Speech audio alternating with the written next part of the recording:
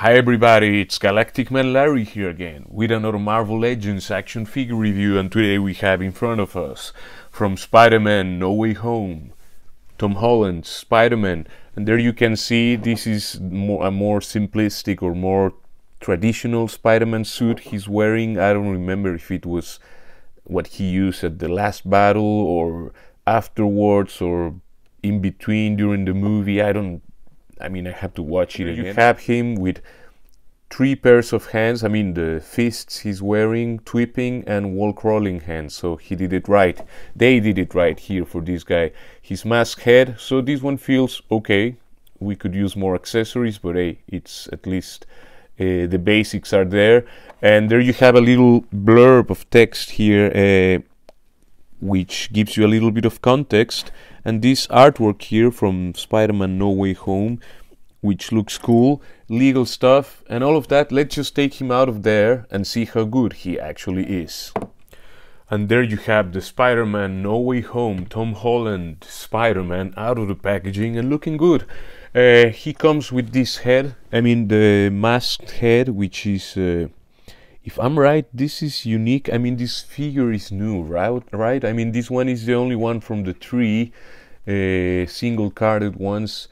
That is no repaint or anything. It's like a new sculpt. He comes with all these hands. A couple of wall crawling hands, a couple of sweeping hands, and you can see maybe the paint applications are nicely applied. Of course, it won't be 100% perfect, but they do the thing. They are nicely, sharply printed. You can see the knuckles here that there's like a blank area, but hey, it's an action figure. It's not like the actual costume here, but yeah, only a bit there in between the eyes. There's like a little miss for the midsection of the mask.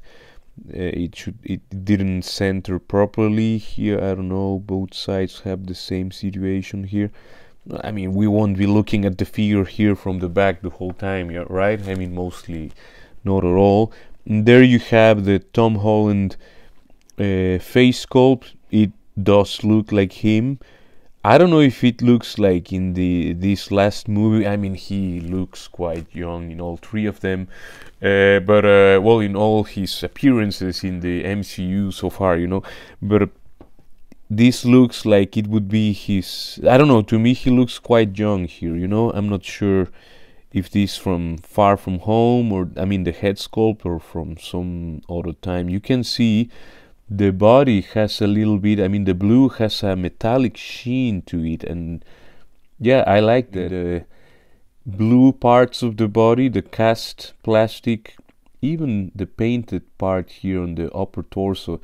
It has like a pearlescent, like a pearly sheen, It has like a little bit of metal flake. Maybe not all of it, but through the camera it looks like if everything had a little bit of, metallic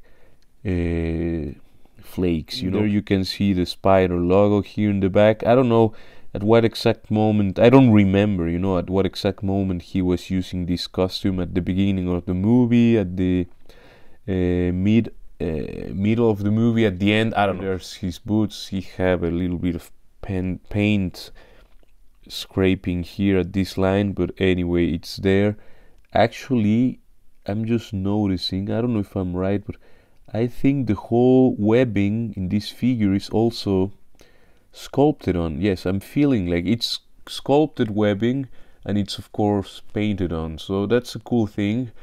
And again, I think this figure is a new one, so that's always welcome. Just check out the spider logo there.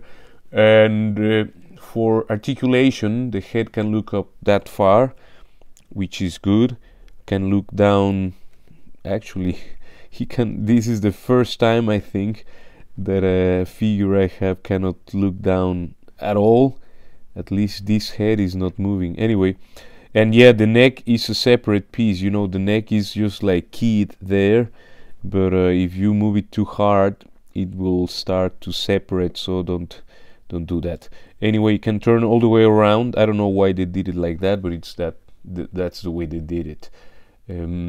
the arms can lift, maybe for the plastic to be softer and have the neck, you know, the double ball peg and all of that. I don't know. Anyway, the arms can lift up only that far actually, or I thought it was a bit more. So up to 90 degrees, T-pose. He has some butterfly joints here, so he can move backwards that far, forward that far. He has a bicep cut, which can go all the way around. He has double jointed pinless elbows that can bend all the way, and they could do even more. But you know, you have the fists and all of that. Actually, if I move the fist out of the way, you know, he can do all the way and even more. You know, the plastic gets in the way before you have done the whole movement of the joints. Anyway, all hands have a horizontal in and out swivel, and these are the fists, by the way. He can bend backwards that far, he can bend forwards that far, but then you use the ab crunch there. Even if I'm not a huge fan of this combination of diaphragm and ab crunch, I mean, at this point I would just prefer to have a ball peg here at the diaphragm that's there, and one at the waist.